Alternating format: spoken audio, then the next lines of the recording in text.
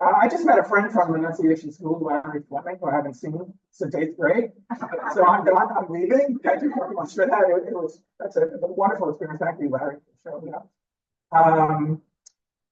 We are going to thank a few people. I have to thank Karen. Of course, she did hand me a file on Pendray, which started this off. We're going to thank our librarians today, CD and her replacement, sorry, and Brandon for helping yesterday, setting up the system and the standing guard when the show messed up. So thank you for that. We're going to dedicate this little presentation to Fred Fryer. We tried very hard to get a presentation on this together, and so I think it's only appropriate that we do that. Here we go. Oops, first mistake. Sorry. There we go. So this complicated little slide is just to tell you that we're gonna travel from the 1930s all the way to the present time. I'm going to take you into a little bit of the world of science fiction that Karen mentioned. We'll talk about the American Interplanetary Society. We're going to meet a couple of people like Arthur Clarke and a few others you don't have to know, which is okay, because I didn't know them until I did this research. We'll talk about rockets in New Jersey, New York, and Crestwood. We're going to go to the Westinghouse Company for a little while and the first New York City World's Fair. We'll talk about the philanthropy of the Guggenheim family. And that'll take us up to the moon landing in July '69. And then we'll finish up in New Jersey, Nebraska, Wyoming, and back to Crestwood. There's a couple of underlying themes here. You'll hear me mention NYU a lot. You're going to hear me mention the American Museum of Natural History a lot. And oddly, and much to Conrad's delight, we're going to talk a little bit about swamps. I know Conrad likes that. Okay. The little icons to the bottom right there are to remind me that and please forgive me, I went to town on these slides. They're far too complicated. There's too much information to give you by reading it, so I'm never going to read them to you. We'll just go over them in summary. And there are a few little sidetracks that I will take, little tangents. So I hope you enjoy those. It's just to meet some of these people that the Pendrays influenced and that influenced them. And one of them is the guy in the background there, Robert Goddard. Now, Goddard is the guy depicted on your mailer. It's not the person we're going to talk about today. That's this fellow, G. Edward Pendray. Now, Ed, as I'll probably refer to him for the rest of the talk, was a newspaper man. He was educated at the University of Wyoming, graduating in 24. He was a science editor at the New York Herald Tribune. He worked for Westinghouse at one time for about 9 years. He established his own public relations firm, first in New York City, and then later, although I haven't been able to confirm the address, up here in Bronxville. He was very, very prolific. One historian said he had over 300 public presentations and over 500 articles just by the year 1945. I didn't do the calculation to see how many he was producing per day, but that is prolific. And if you're not impressed by that, his autograph goes for $600 on eBay, which is pretty amazing. That was back in October of 24. I don't know if they sold it, but I thought I'd put that out there just to impress you. But I can see that you're a much more discerning crowd, so we'll keep going. His wife, Leatrice, Gregory, otherwise known as Lee, also went to the University of Wyoming. She was also a newspaper type person. She's a journalist. She had her own syndicated column for quite a while. She was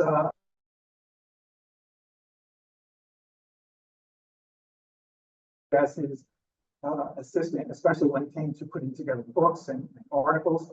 In Crestwood, she was active in the PTA, the Girl Scouts. She was in the garden club of the Girl Scouts. She also was active in the public relations department of the Girl Scouts.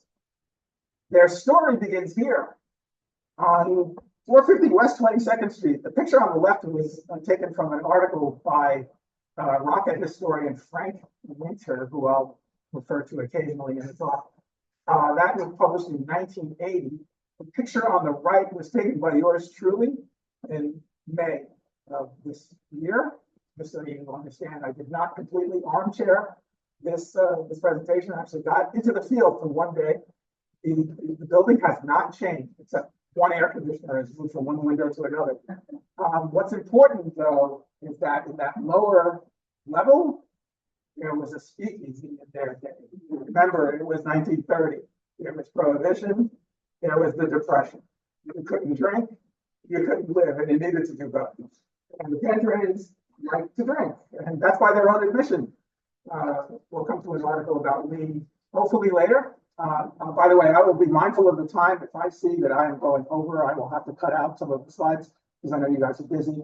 And frankly, I've got a little appointment after this, so we'll move it along. So moving it along, what I want you to remember here is that, yes, they were involved in science fiction. And what they would do is in the speakeasy, they would get their like-minded friends together, eat, drink a lot of wine, and talk about story ideas. They were writing science fiction as a sideline to make a little extra money from the journal, their journalistic salaries. And they did find a lot of like-minded people, enough that, and I'm sorry that the slides got a little changed, but we converted it, but it's okay. They were not interested so much in astronomy. They were not interested so much in the science. They were interested in the concept of getting people into outer space. And so one of the ways they did it was through science fiction. It was an influencer at the time. It actually had quite a little following. So if you look carefully, if you're in the back row, you may not be able to see the little arrows at the bottom, but Edward Pendray wrote for Science Wonder Stories, which was prominent at the time, and he did it under the name Gawain Edwards, his pseudonym. And these are publications from the 1930, 1931 era. They invited their editor, David Lasser, to all these meetings that they were having. You know, when the wine would run out, they would actually go up to by their own admission, this is in the history, they'd go up to the apartment and keep the meetings going. And he suggested, Lasser was a very interesting fellow, he suggested that you should organize. We should actually promote this, not just through science fiction. We should promote it directly to the public. Let's get people interested in spaceflight. And so in April of 1930, actually wrote it out on a piece of typing paper, signed a document, and they formed the American Interplanetary Society with Lasser as the first president. If you get a chance, look up Lasser's biography. He's really an interesting guy. He was an organizer in many different ways. One of them was he organized unions. He organized the first union for the unemployed. It was the Depression. And he actually got into trouble later. He got accused of being a communist in the Red Scare. He lost a couple of government positions that way, but he fought back. And President Carter in 1980 gave him an official apology. And he actually had a pretty good career. He didn't suffer too much. And he did outlast everyone. He died in his 90s. Amazing. So here are the principal characters.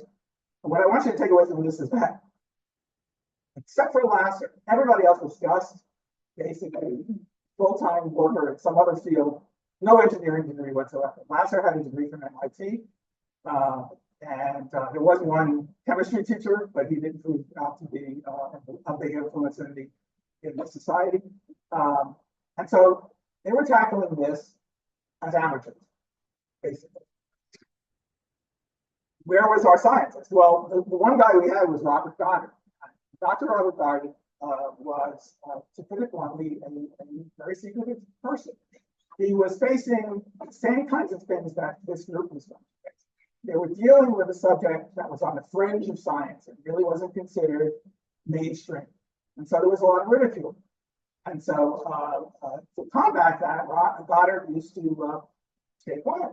He'd do his research, publish when he had to, but he didn't reach out to the public very much, mainly because of the ridicule that he faced. And we'll talk a little bit about that later. The American Interplanetary Society knew of him. They reached out to him. He declined to join. And so they were left to their own devices. Like, how do we promote this without a scientist on board? So the credibility problem was there. They did what the only thing they could do, which they were put into promotions. After all, Pendray was at heart a public relations person. So they would hold, in addition to their writing, I wrote down below in that second bullet, they would hold public meetings. What really they were doing was holding public events, right? They wanted the public to show up. And so they needed to give them a little entertainment. Now, I found out about this story. This is almost a little bit hard to believe, but it is in the history books. Around April 1930, one of them, it doesn't say who, one of the Interplanetary Society members finds this book in a secondhand New York City bookstore. Here's the incredible part. The damn thing was published in 1640. Okay? But the story's true. I think the story's true, and I'll tell you why later.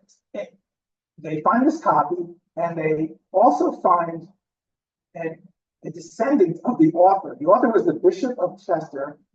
His name was John Williams. The book is called The Discovery of the New World. It's the first book about interplanetary travel. And the descendant is, at the time, an Australian explorer by the name of Sir Herbert Wilkins, apparently very famous at the time. And again, you get the time to look up this fellow, take it. Just read 10 minutes of his biography. It's amazing. This guy almost was the first fellow to get a submarine underneath the North Pole. He came really close. He didn't lose his life, but he almost was the first to do it. And he would do it under his, under his own financing. Wilkins had quite a military career as well. Well, anyway, the society said, look, secretly, we're going to give you this book. And you give it back to us in a ceremony. And we'll hold the ceremony in public. We'll get the newspapers there. You get some credit, we get some credit. And he agreed. He was a really affable guy, apparently, and he agreed to do it. And that was the type of thing that they would do. Here's another example. They get a hold of a English version movie called By Rocket to the Moon. Sorry, it's a German movie. They got the English version of it. And they showed it at the American Museum of Natural History, where they would hold most of their meetings. This movie was, it says, it was made by Fritz Lang. He was the producer of Metropolis. You may know that movie. He's actually the director. That's a mistake in my slides. I apologize. And they corral a French aviator at the time, very famous at the time, Dr. Robert Esnault Pelterie. He actually invented the joystick, the airplane joystick. And he's got a patent on it, believe it or not.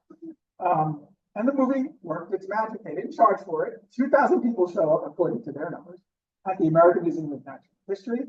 Unfortunately, Pelterie did not show. He was supposed to introduce the movie. And the story goes that he got sick, caught a cold. The other story that I read was that he got cold feet. He didn't want to be associated with the fringe American Interplanetary Society. So Pendray ended up doing the introduction. The audience didn't get the difference and apparently tried to get autographs out of Pendray as Pelterie. He explained, I'm not him, it didn't work. So he actually, it's in the literature, can't make it up, he actually signed it as Pelterie. So there's a lot of forged autographs out there. But it worked, they got notoriety. This continued. Now, here's Lager, their president of the AIP, publishing The Conquest of Space, the first serious English language book about space travel. He got an NYU physicist to do the intro, which gave it a little bit more credibility, and it began to work. It was read by a fellow named James Hart Wilde, and forgive me, that E at the end of his name should not be there. He spelled it. He was a mechanical engineer, actually was, I think, born in Compton Lakes, New Jersey, was living in New York City at the time. He reads the book, immediately joins the society. Started to work, they were having an influence.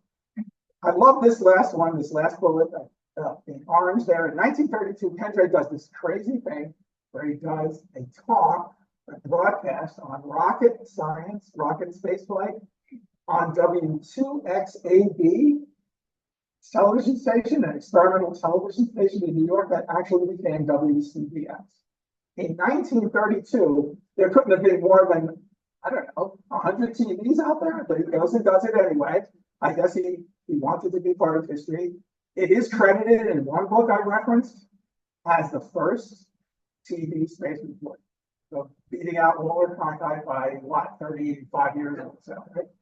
So the American Interplanetary Society is getting the message across, and they're starting to see some of the results. So one of the things they did was in '34 they changed their name from American Interplanetary Society to the American Rocket Society because they wanted to draw in those engineers.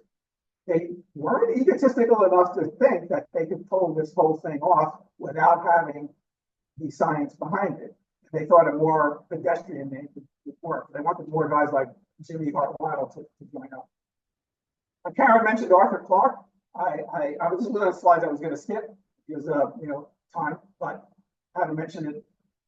He's the author of 2001: A Space Odyssey. He worked with Stanley Kubrick on the movie of the same name. He read Conquest of Space, and he literally says, and it's in a lot of references, it changed his life. And he actually met Lasser later in his life and he thanked him. So they were definitely hitting the right notes. Clarke also had a little intersection with Pendray. He actually reviewed one of his books. Clarke was a member of the British Interplanetary Society. This is pure coincidence. It means absolutely nothing, but I couldn't help myself. They literally worked a few blocks from each other, just decades apart. Clarke wrote the book, 2001: A Space Odyssey, in the Chelsea Hotel, which I sort of squeezed in at the lower right there. So like when I took the picture of Pendrays' apartment, I literally walked 5-10 minutes to the Chelsea Hotel. And by the way, if you get a chance to see the Chelsea Hotel, go and see it. It's quite a building. And they actually have a plaque for Arthur Clarke in the bottom. He's not the only one famous that worked with. So they were still bereft of information. They needed engineering information. So what do the Pendrays do? They find out the Germans are working on rockets, and they go there. It's 1930. What's the date there? It's 19, and they go ahead and travel to Germany. They meet a fellow called Willy Lott, and Willy is the Pendray equivalent of the German Rocket Society. Prolific at writing, he's science educated, and there was a language barrier, but they overcame it. They see the German rockets take off. Pendray is incredibly impressed. He comes back, reports back to the American Interplanetary Society, hey, you won't believe what the Germans are doing. One of his compatriots here, Franklin Pierce, says, hey, we got to do the same. We have to experiment with rockets. Let's start doing that. And like within a year, they're already beginning to do this. Their first attempt was actually in Stockton, New Jersey, at Crestwood, Stockton, New Jersey, on David Lesser's uncle's farm. They needed a wide open area. They couldn't find anything suitable, I guess, around New York. So out in the western part of New Jersey, they go do this. Here's a picture of Lee Pendray, the wife, photographing the first attempt. That's the gantry in the back. She did a lot, and I try to get her into this talk as much as possible because she really doesn't shine in the literature. You have to really dig for her contributions, but she did a lot. She actually made the parachutes. So the rocket went softly. She was the official photographer, the librarian, and she helped with get that experimental committee together. Here's the rocket. They were showing this off at New York University. The fuel is in those tubes, believe it or not, that connect to the fins. The combustion chamber is up top, just below that nose cone, and the nose cone has the parachute. That is American Interplanetary Society #1. It actually became parts of American Interplanetary Society #2 because #1 really didn't get off the ground. It got damaged, and so they tried #2. And so I apologize for this. I pulled it right out of the book. Those are the 4 in the red square. Those are their 4 attempts. All of them in Staten Island. They found the beach where they could do this between the years 32 and 34. Where the little rocket ship is, that's where they actually got it off the ground. And the others will fail. I think I can show you one. There's a newsreel. It's very short. Pay attention. It goes by real quick. So let's see if we can get it. So, yeah.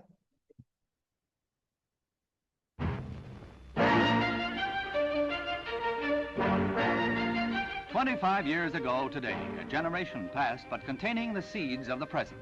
On Staten Island, the world's first liquid fuel rocket was readied for launching by G. Edward Pendray of the American Interplanetary Society.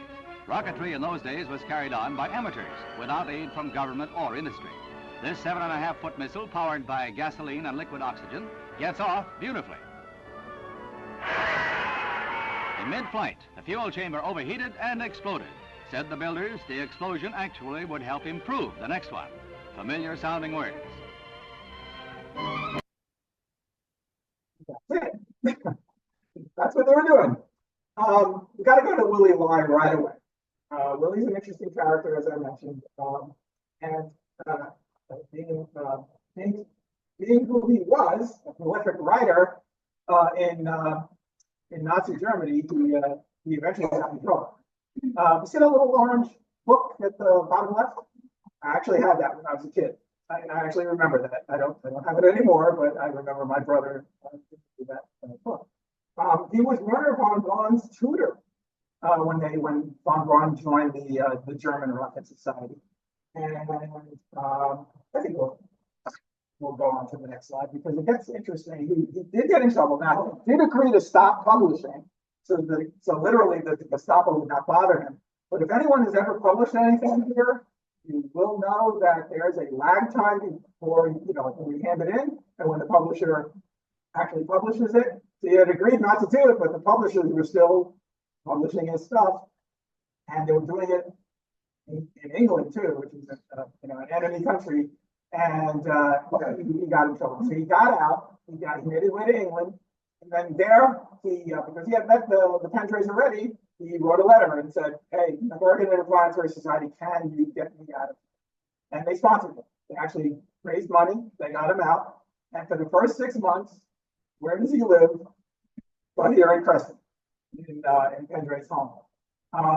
Sadly, I have to kill him off right away. He died in June 24th, 1969. Sadly, because that's only a month before the moon landing. He didn't actually see it. But in his obituary, it refers to the work he did behind, well, I shouldn't say behind, in the so-called swamps of Crestwood. It actually says the work was done in the swamp between Scarsdale and Bronxville. I guess they wanted to keep it secret. I don't know why. It's referred to as that. And I suspect Pendray was supplying this kind of information because chronologically, this is not the first time you see that phrase. It actually shows up earlier in some other news clippings that I'll show you. But yeah, apparently Crestwood was a little bit swamp. That actually intrigued me, and I went down the rabbit hole just a little bit. If any of you ever get a hold of this book, please do read it. It's really fantastic. The Crestwood in History and Folklore, and they actually on page 21 refer to Crestwood as a wetland, even in jungle. You look carefully there. So just hold that thought. We're not going to go down the rabbit hole any further, because now it's time to talk about Willie Lai being resurrected. Now, literally, I mean, I knew I had to give this talk when you see this news report. Actually, my wife and I were amazed by this. In April of this year, they found his ashes in a basement of an apartment house at 2 West 67th Street. So the story here, Willie, when he left Crestwood, he actually lived in Jackson Heights, Queens for the remainder of his life. His house is actually done there. They know of him. When he died, he was obviously cremated. The wife moved to this apartment house, and when she passed away, the children didn't want the ashes. They actually left them behind, and they put them in the basement. And they just were found recently by the super, and the co-op board president said, "Hey, she Googled him, found out what he did, who he was, and she said, hey, we gotta do something about this." She hasn't done anything yet because it's hard to get what she wanted to do done, which is to have his ashes sent into space and the moon if possible, because he actually has a crater named after himself and named after him. So it would be appropriate, maybe if an appropriately rich donor would pay up, they could get his ashes. It's very expensive to do. I just had to tell you that. So a little bit about Crestwood, and I'm sorry that the slide got a little corrupted there, but it's readable. Again, Frank Winter is the author of a couple of publications where this is written. The Pendrays did do the work here, but they faced a lot of problems. People found out from all the noise that they're working with explosives. So it's actually documented that their home was visited by the Yonkers Bureau of Combustibles. They were looking for TNT, which the Pendrays didn't have. This is one of my favorites. The American Legion actually held a meeting to discuss all the noise and the potential loss of property value. And they were looking at ways to convince the Pendrays to get out of town. Actually wanted them out. They did have one injury. It happened to an onlooker. It was a woman who was injured by some shrapnel after a motor exploded. She was treated at the Shell Hospital. But the American Rocket Society, being who they were, they collected money. They paid for her hospital bills. But then they also came up with the liability waiver right after that. So you had a sign to not sue them if you got hurt as an onlooker. Now, here are the tests. Now, I just want to point out, they didn't fire rockets into the sky in Crestwood. They turned it upside down. If you look at the image there, you see the nozzle of the rocket is actually facing up. The rocket is, the business part of the rocket is facing down. It's on this rigid stand. And all they would do is just test the motor to see how long it would last. They did 5 days of tests, several motors tested each time in 1935. And the important story here is that Jimmy Wiles showed up for that last test. And it turns out Jimmy Wiles was the engineer that he actually developed it's called a regenerative motor. It is still used to this day. The design is basically used to this day on all rockets. It allows the rocket to remain cool so that parts of it don't explode from the pressure and the heat. And he went on to form a company called Reaction Motors. He got the Rockefellers to back him up to supply money, and he had great success. So in the history books, the Crestwood experiments are actually the dividing line between the science fiction writer amateurs and the engineers finally taking over and pushing technology forward. So Crestwood does get its due. Who remembers Westinghouse? And that we can be sure if it is Westinghouse. That was their slogan. So as Karen mentioned, he did develop, he coined, coined the term time capsule. The reason being, Westinghouse was suffering from poor reputation. They were number 2 to GE. And it was showing up in the magazines that way too. And they wanted to change it around. So they hired Pendray to be their PR person, and he came up with the idea of the time capsule for the 1939 World's Fair. And the idea being, we're going to develop something that is going to be symbolic of the company, reaching and driving into the future. We're going to build something that's going to last that long, and we're going to impress the public. As another side note, he also developed the term laundromat. And that's because, and again, eBay is a real good source of historical information. They had an automatic washer called the laundromat. And what happened there was another company reached out to them and said, "Hey, we can hook up that little coin-operated actuator and sell the two things together as a commercial venture." And Westinghouse agreed. And so the laundromats that you see outside these days are because of Ed Pendray and Westinghouse getting together on that venture. Ed also produced this wonderful book called the Time Capsule Book of Record. In the 2 months that he had to get this project done, he reached out to the American Museum of Natural History, and they reached out to their archaeologists, scientists, and scholar colleagues. They determined what could go into the time capsule, which is a long, long list. Very, very common objects like toothbrushes, cameras, all kinds of things, combs, personal items, everything that you could imagine that you use every day. It is actually recorded in this book, of which over 3,600 copies were made and sent to over 2,000 libraries, universities, museums, shrines, temples, etc., because they wanted to make sure that you could find the time capsule again. It tells you how to find it. It also has a phonetic index to relearn English, because they thought in 5,000 years, when the time capsule would be open, English wouldn't be spoken in. And so it teaches you how to read it and how to speak it.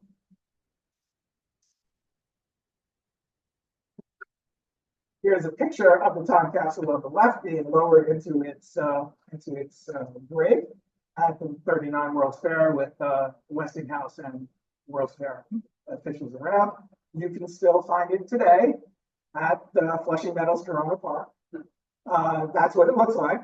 It's right near the New York State Pavilion and the Queens Museum. You have to do a little walking, but it's not hard to find.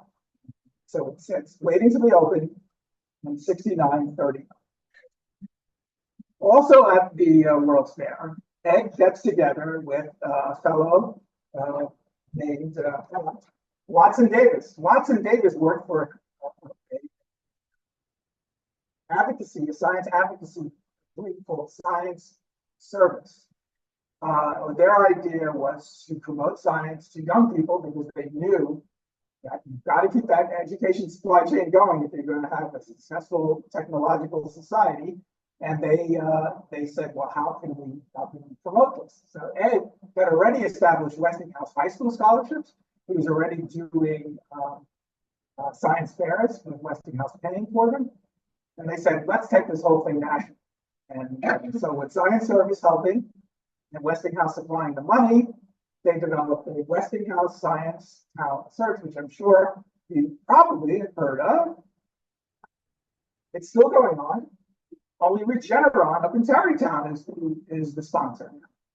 And the beautiful thing about this that I found interesting was that a lot of our local schools have had finalists in the Science Talent Search.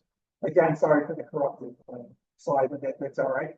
As you can see, in 24, second place was awarded to an Ossining High School student. So that's still going on. Also, they still publish science news, which they've been doing for decades. So it's still out there. I actually get it.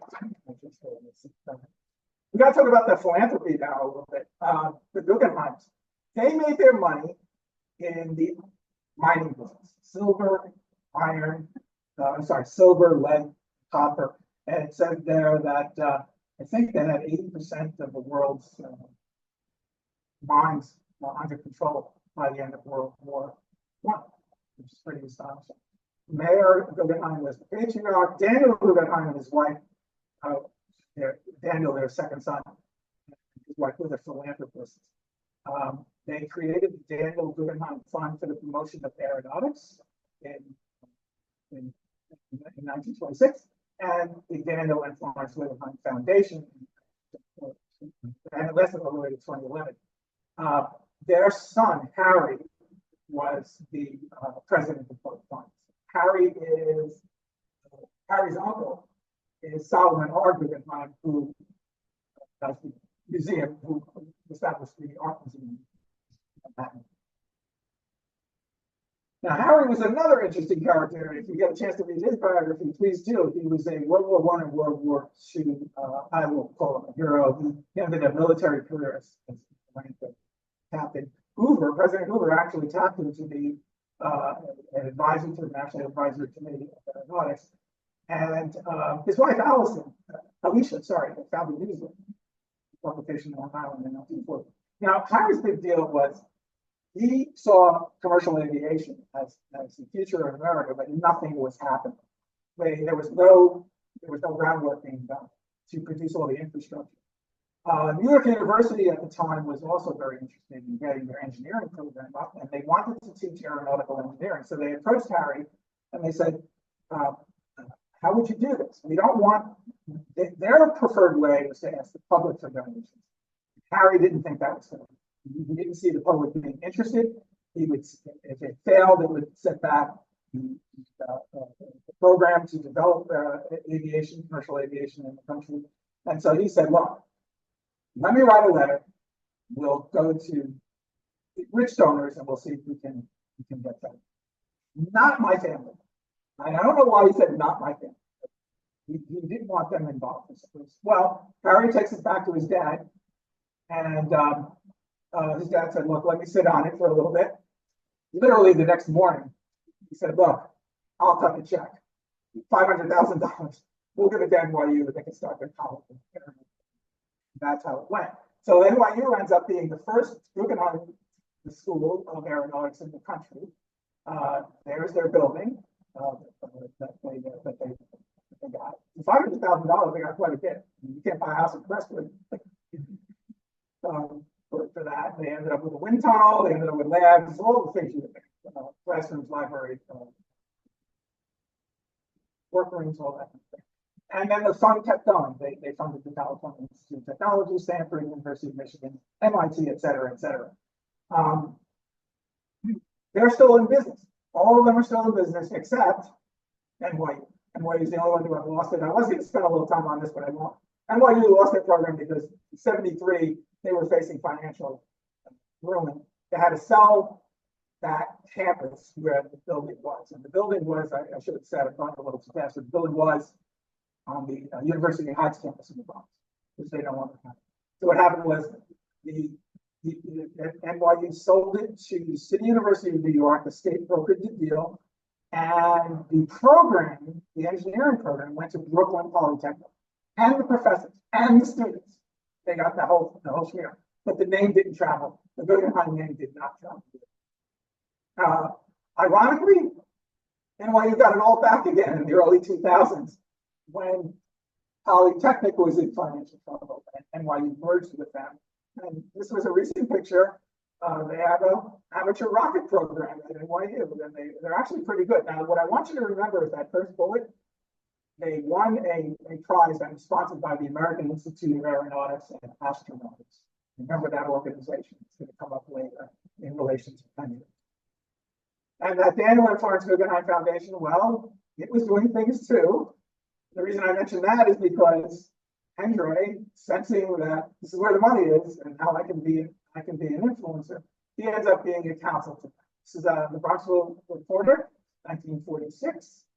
I suspect Pendray was writing these things, and sending them into the newspaper, because there it is again in the lower part of that. The swamps in Crestwood are mentioned. He moved up here because he wanted to fire off, test rockets in the so-called swamps in Crestwood. There's another thing that they did in the past that I had no knowledge of until I read this. They printed your address. If you try to do that now, you get people in trouble. So there you go. And so he was able to influence the Princeton University and California Institute of Technology institutions. They got education centers on rocketry. Cornell got an aviation safety center. The museum, the American Museum of Natural History, and Hayden Planetarium got the Guggenheim Space Theater. And he was also editor of that book that I'm showing you on the right. And the only reason I bring that up is because if you want the history of how NYU got the money and the other colleges and universities, it's all in there. All written in there and edited by our man Pendray. Whoops. They lived out in the Guggenheim lived out in Sands Point, Long Island, and they. This is where that check was cut for $500,000. That's open to the public, by the way. You can go and visit. There's other homes on the property. What happened here was that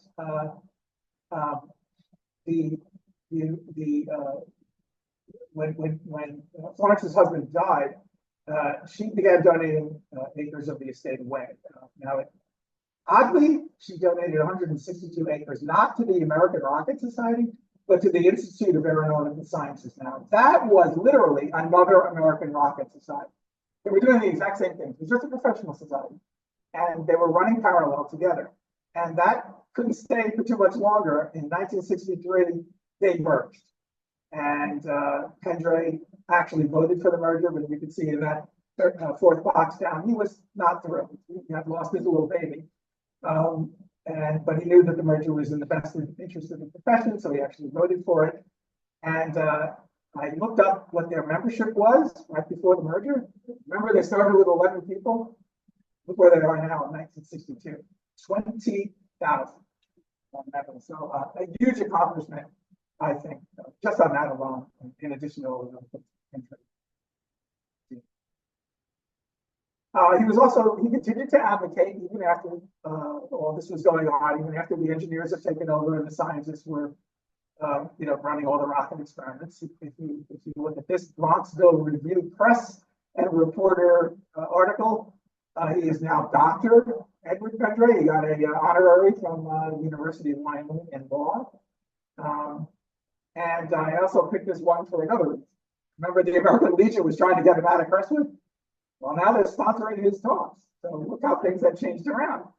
And he did it at the beautiful Hotel Gramerton in Boxhill, which is no longer there, of course, but there's a beautiful postcard that you can find online. That might have been quite the building. I know remnants of it, I think, still exist in bits and pieces of their business district, but it'd be interesting to get a history about that one. He also did a talk at Annunciation School, and I have to thank Karen for this because this was not online. This was in her files. He addressed 125 people at Annunciation. Apparently, the pastor at the time, Timothy Duggan, was very, very enthusiastic, and that's how he got in. And I highlighted that, didn't show up here, but I had it highlighted that he was introduced by Mrs. Lewis Angelilli, and Larry Fleming and I were talking about the Angelillis, my classmates from Annunciation, just before the talk. It turns out that Mrs. Angelilli had a son, Stephen. He was in our class. I remember him very well. And I guess it's okay to say that he married a girl from the class, and they're still happily married to this day. So there's a little bit of intersection with Pendray and myself. At this time, I think I was in first grade, so I know that Lewis was barely alive. That's my 20%. We got to speak a little bit about Goddard, and then we'll bring this to a close. Now, our friend Robert Goddard was indeed the father of American rocketry. He's the first to prove that a rocket could work in a vacuum, which the New York Times said you couldn't. Which only leads me to believe that no one at the New York Times editorial board had taken an introductory physics class at all. He was the first to design and launch a liquid fuel rocket. And I do have to make one little correction. It says, if you were paying attention to the video, it said this was the first liquid fuel rocket launched. You know, the one they did in Staten Island. It wasn't. It was the American Rocket Society's first liquid fuel rocket. This guy had done it years before. He has over 200. He has over 200 patents. A lot of them were acquired after he passed away. He died early. The multiple staged rocket is one of his patents, the ones that we're so familiar with. But his issue was that he was suffering from the same credibility problem that the American Interplanetary Society was suffering from. People just didn't think much of rocket science when he started. It literally was pie in the sky. And he took a lot of ridicule, both professionally and in the papers. There it is about the New York Times saying in number 2 there that he doesn't know what they all teach in high school, that rockets came from in the vacuum, which is technically untrue.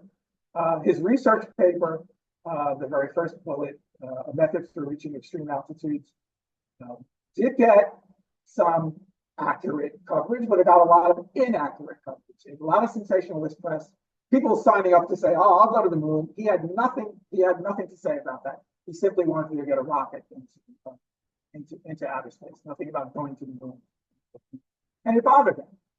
He was a reticent person. He was quiet, maybe a little thin-skinned, and so he moved his research from Clark University in Massachusetts out to Roswell, New Mexico. Yes, Roswell, New Mexico, where all the UFOs supposedly found.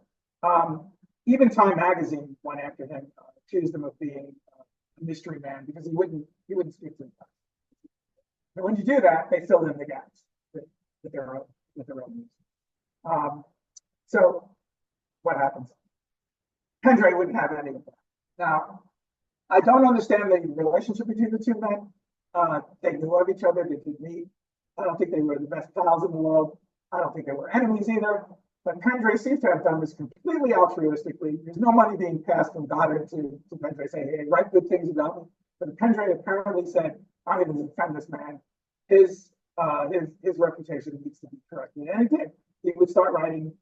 He did write articles claiming Goddard is America's #1 rocket man, putting this in Scientific American. He wrote right back to Time magazine, right back to the editorial board, and they printed it. He said, Goddard is not just an astronaut, He is actually the father of not only the American rocket program, but the French one and the German one. And at least one modern author, a biographer of Goddard by the name of David Clary, refers to Pendray as an incessant booster of Goddard. He apparently just wanted to right a wrong. That's all it appears to be. And he carried it into the scholarly world as well. He published a book called The Rocket Development, Liquid Fuel Rocket Research, and it's all based on the papers of Robert Goddard that Robert Goddard's wife gave him to work on. And they published a 3-volume set called The Papers of Robert H. Goddard, which covered his the entire spectrum of his rocket research. And he kept going. It doesn't end. Excuse me. There's a little museum in New Mexico called the Roswell. It's now called the Roswell Museum. They added a wing in 1970 to Goddard, and they attempted to get what they call congressional approval for it, or congressional recognition. I don't know what that gets you, but in order to get it, you got to go to Washington, D.C. and testify to a congressional committee. And there's Pendray. Now, by this time, they're in retirement or semi-retirement. And so he was determined to make sure that Goddard's reputation would not suffer. And you can find the congressional recognition pamphlet and their testimony online. In fact, everything I told you is pretty much online. If any of you want to know where I got this stuff from, my email address is on the title card. Karen can give it out to you, and I'll be happy to tell you where you can find the stuff. So, I think the best one, though, the best indication is when the New York Times apologized. So now, the Apollo 11 is lifted off. The very next day, they published this apology or correction, and I'll read it to you. It says, further investigation and experimentation have confirmed the findings of Isaac Newton in the 17th century, and it is now definitely established that a rocket can function in a vacuum as well as in the atmosphere. The Times rebuts the error. In typical New York Times fashion, there's their apology. Only a little late. And Goddard was long gone. He had passed away. We're coming up on his 80th anniversary. Because he died before the So the moon landing gets the Pendrays in the papers again. It seems like they never went out of the papers. I think Pendray was just, he kept it going. But there they are for the moon landing. They flew back out to Wyoming to see it. From this article, I learned that they have 3 daughters, one of which is portrayed there on the right. That's Guinevere Pendray. Guinevere is kind of interesting too. She worked at Princeton University, one of the universities that Goddard that Pendray had funded through the Guggenheim Foundation. She actually got to work on the moon rocks that Apollo 11 brought back. She was a geological technician. It's a little sad story about her, but we'll come to that later. I think it's important to say that the Pendrays did live to see their dreams fulfilled, which is pretty remarkable, I thought. They got to see that at moon landing. And finally, at this time, in the New Jersey paper, Lee gets an article almost all to herself. They kind of mentioned Ed at the end, but here we learn that she was quite the journalist. She had, as I said earlier, she had her own syndicated column that went national. And the new parts of that were that she was also an interviewer, and that she would interview actors and actresses that she thought were that were famous at the time. I remember Ida Lupino. I'm sure everyone's heard of Marlene Dietrich. Lee said that Ida was wonderful and Marlene was different. It's in the article. Oh, I should mention that at this time, I wasn't good. I wasn't good with the dates. They had moved out of Crestwood. They were in Rossmore, New Jersey, which is near Princeton. It's the second senior living home in the country. First one was built on the West Coast by the same developer. This is Rossmore near Princeton. He wanted to be near Princeton because the university was there. I'll tell you why in a second. why he wanted to be there. But and it also has an important part. It's also an important part of his later life too. Oh, and I thought also that just for laughs, here's where she admits that the wine was flowing very freely in the speakeasy, that they really enjoyed those times. And NASA didn't forget them, which is kind of nuts. In that last box on the right, you can't see it, don't worry, I'll tell you. They got invited to see some of the Apollo moon launches. She mentions Apollo 6. So they didn't, someone there didn't forget them, or someone associated with them. Now, the later life, of course, there's some sadness, you can't help it. Lee did pass a little early in 1971. Pendray remarried rather quickly in 1972. He didn't want to be alone. And here's where Rossmore becomes important. He met his next wife and niece in Rossmore. And we also learned that Ed played the clarinet. And niece was a music school teacher in the New Jersey schools. When she retired, she continued to play, and she got together with Ed, and they practiced their music together. Guinevere unfortunately passed early in 1978. I don't know why. She died at home. She did have children, and Pendray followed in 1987. They're not buried together. I don't know why. It might be because family plots were already established. I have no idea. Lee is buried in Wyoming, and Ed is buried in this really small town in Nebraska. What's it called? Harrison, Nebraska. It's got a population of about 200 people. But you can find all this online. It wasn't hard.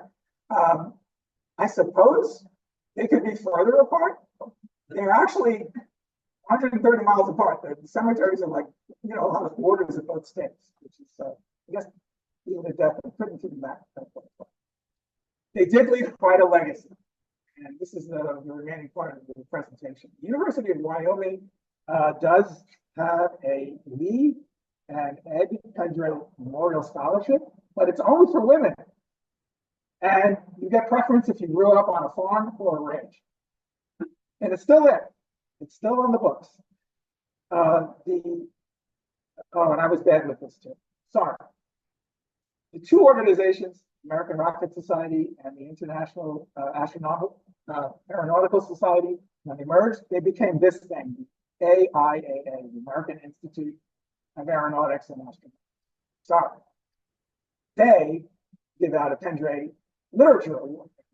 So if you write well about aerospace and astronautics, you can win the award. And then there's another Lee Gregory Pendray Scholarship out of the same organization, again, female applications.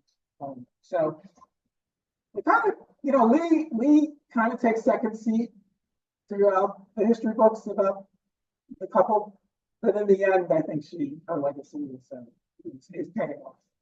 Right? Whoops, sorry. Oh, that was bad. Hang on. Let me go back.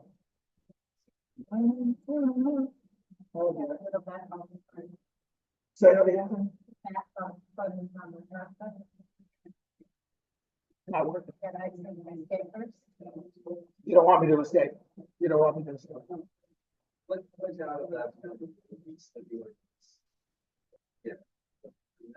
Yeah.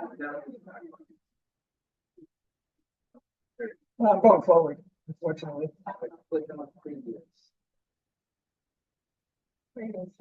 Oh, sorry. Get that. Sorry, folks. There had to be one. Yeah, well. All right. Yeah, it's got to stay up there, though. That's the problem. I keep doing that. All right. Sorry. There was one other thing I wanted to say. All their papers, everything, all their records, almost all, are in Princeton at the university. And that's why he wanted to stay close to them. He delivered all their records that they had in their apartment to the Mudd Library in Princeton University. And some of the pictures I'm going to show you actually came from that collection. That's all I needed to do. Sorry that I screwed that up. So here's their home in Crestwood. A beautiful home. It's 2 doors down. It's 2 doors north of Annunciation Church. And you can find what it looked like in 1930. There's an inset photo there. Now I say 1930. These are out of the Yonkers the Yonkers property websites. They don't actually have their photos dated, but I ran a photo of my old house in Crestwood, and I figured out that these are probably the dates that the houses were built. And here's a nice aerial view of the neighborhood. You can see where the Pendray property is marked by the red teardrop. What I want you to pay attention to is the lots behind them. There were no homes built. That was supposed to be a road going through there. In fact, that whole area is kind of skewed a little bit towards the east. There's supposed to be a road through there. It's marked as Barlow Street in the oval. Then you see to the right, then to the left, you see Brosnan Place and then Schultz. The reason why I'm showing you this is because I became fascinated by where the swamps were. Where the heck were the swamps, right? I just have to do a little shout out. You see where it says Crestwood Avenue down below? I lived off the map, a little to the north of there, a little up and to the right. So I used to pass their house every day, not know anything about them when I would go to school. So here's a map that Conrad had given me a black and white version of. We did a little digging and we found a nice color map. I marked off St. Eleanor's Lane for you in the hashed area, and Joanna Street was already marked at the north end. You can see Crestwood Lake and Troublesome Brook coming down out of there and heading into the Schultz Field area, which is marked by those little orange arrows. And that little symbol there means swamp. Apparently the area was a swamp right behind their home. I just had to do it. I just dived down into that rabbit hole and had to figure that out. You can find this online, by the way. So here's a picture from the Pendray collection out of Princeton University of Crestwood, and they call it the Crestwood Testing Ground. You can see the test stand there. Again, no rockets were being fired into the air. They flipped the unit upside down, the nozzle was facing up, and the plume of jet fuel, burning combustible jet fuel, was going into the air. The little sawhorse with the dials, that's how they took their readings. And they used a movie camera. They would just film it and then look at it later to collect their data. And the interesting thing is, there's a house there, or a shack, or something. They're not that far away from a structure, which is kind of interesting. And you can see the area is undeveloped and wooded, and maybe even a little muddy and marshy. It's a bad black and white photo, but that's what's in the books. And I guess when they transfer the photos to the books, it uses a little contrast. But there you go. And here's one more. I guess looking out over what would become Schultz Field. The trees in the background sort of lend themselves to you guessing it's Scarsdale Road area. There's Pendray, by the way, in the pit helmet. He donated that pit helmet to the Smithsonian. He did. Yeah, and you can see again the jet fuel on the right-hand side, and their little sawhorse with the dials on a little to the left. And yeah, it does look like a swamp. Big deal, but to me it was. And so here's their legacy. I mean, really quite something. The Westinghouse Time Capsule, the Science Talent Search, all the universities that have a Guggenheim Aeronautics School, the AIAA, which came out of the American Rocket Society, the scholarships, and Princeton Library Pendray collection, which I'm sure I would love to get in there. See those photos. I'm sure there are more photos of Crestwood there. There's a couple, by the way, younger time and a little later in life. So I always thought if anybody needed a plaque, it'd be these guys. I actually wrote to the Yonkers Parks and Rec Department and said, hey, would you consider this? And I never got an answer, so I made one up myself, a little virtual plaque. Have you been paying attention, though? Do you know what time it is? It's the 90th anniversary right now of their experiments in Crestwood, and I give credit to Karen because she scheduled it. She must have known ahead of time. So let me just finish by reading one little quote from Ed, which kind of like summarizes everything that he was doing here. It's really like practical. He says the early rocket experiments helped to promote an ever-mounting pitch of interest and enthusiasm, and stirred large portions of the human race to desire the eventual conquest of space, thus generating the broad public support, which for any great and costly new project is a vital necessity for success in a democratic society. I think Ed understood how things work. So in closing, let me just say that our little home here, in churches and seminary and it's 2 elementary schools, it's iconic library. Everything there's told is a fine architecture, and believe me, when I say it was a great place to grow up, it's not just that. It was where some visionaries and really talented people, quite improbably in my view, made the first steps into outer space. And with that, we'll stop.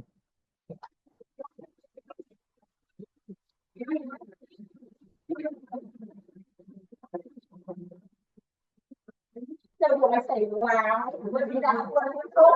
Yes. We're sure you'll be happy to entertain any questions. But so you can ask questions and I won't have to come up again. I hope if you haven't signed the register, it's just so we can keep track of how many people have been. So I would appreciate if you haven't signed it to add your signature to it. If you want one of those postcards, they're free. You're welcome to take them. I just want to say thank you. So, questions? It was a labor of love. Was any of that 1935 testing ground activity covered by the local press or the New York Times or, I don't know the answer to that, but I didn't find anything online. Now it's a good question for this reason. Karen pays for her subscriptions to these archives. I didn't. And so you're limited to what you can find. You can find a lot, obviously. You can find a lot. I would guess that Ed made sure that something got out there, because that's the way he was. Right? And when they had successes, like they were doing with the engineer with that fellow Jimmy Wild, I'm sure that he was trying to promote that. I think he was also very professional, and he wouldn't steal, like from Jimmy's success, but just be secure. Pure supposition, nothing to back up.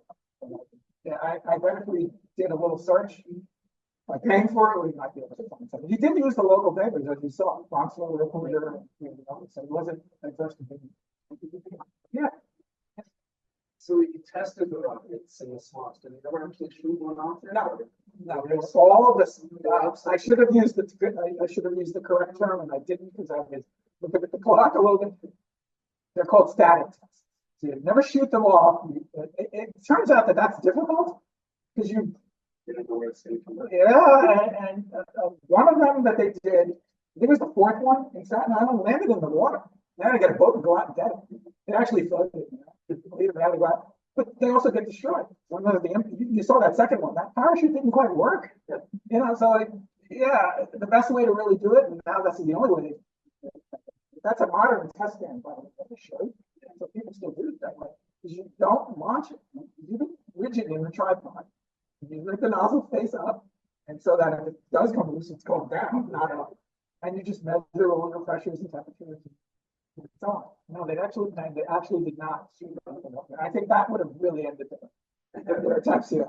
And that would have been bad. Because the homes were pretty, despite what I said, homes were pretty good. So he was more interested in the propulsion force, not the control. Yeah, it looked like the motors were the where they were concentrated. What guidance was this? Not yet. Now, Goddard had actually developed a gyroscope for rockets. Maybe by that time or shortly thereafter. I think by that time. No, they didn't do anything. They were having so many failures with the motors. Because what would happen is the pressures were very high, but the temperatures, the materials qualities were what they were. And these things would burn out. They would rupture, and the motors would quit. That was shown in number, in the video. That's exactly what happened. So they focused on that. And Jimmy Wild, the young guy from Princeton University, he figured a way to keep those rocket motors cool.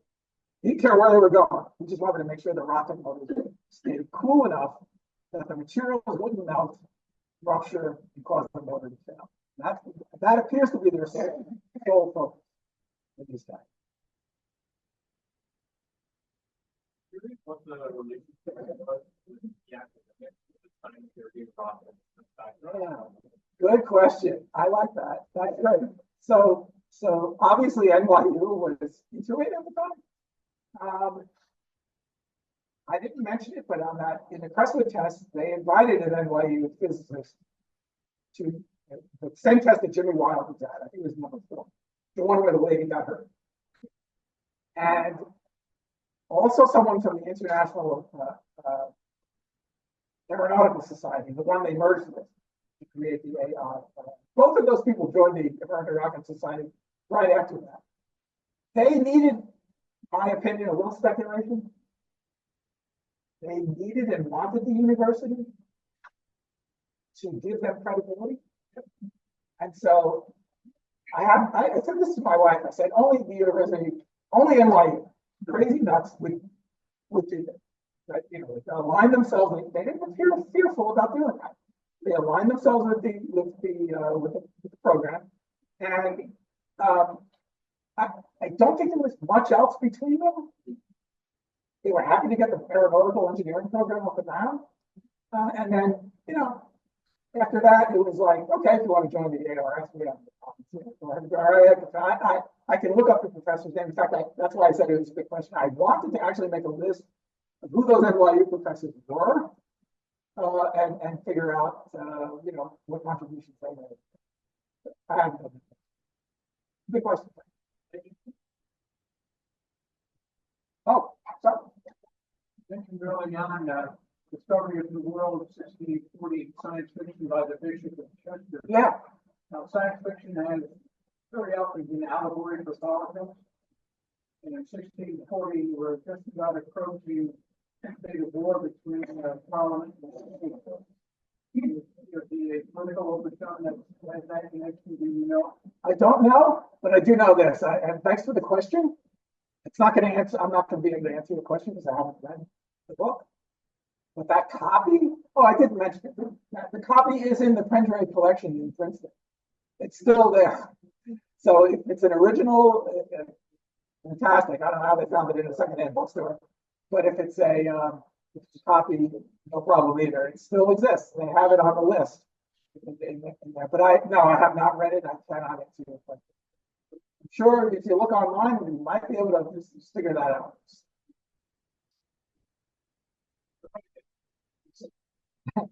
Yeah, a little. It's not available already. So you have to drive down to Princeton University. Before you do that, I'd like to have access, make an appointment. If you know what you want to look at, what you can find a bit about on that site that I showed is like what's in each of the boxes. Like I have a box for Lee, just personal. And then I have other boxes about, I guess, ARS, American Rocket Society. I didn't mention anything about his work, his professional work in public relations, but it's all there too. He wrote a lot about PR. He wrote a lot. He believed science could actually inform public relations. Like you could predict people's behavior if we could just get enough data. Sound familiar? Yeah, well, he's way ahead in some ways. The trick there is to call and then ask questions, and they will tell you how to do it. Yeah. And if you have a MacArthur grant or anything like that, because it's going to cost. You can go for free. You don't have to pay them. But I mean, if you're gonna write something and you have, probably want a little money to do that, like we're gonna grant, so we get a publisher. Want that, but it helps if you have a record. Good question. Okay, well, there's still two steps for anybody who wants to. If anybody wants to come over and see what 300 and some things that were in the time capsule on connection materials, I'm welcome to let people take a look at this. Other than that, again, thank you. No, thank you. Thank you for letting me do it. It was a lot of fun. And it explains to my wife what I was doing at the law school Saturday morning. I've never seen it. Yeah, it was a labor of love. Thank you.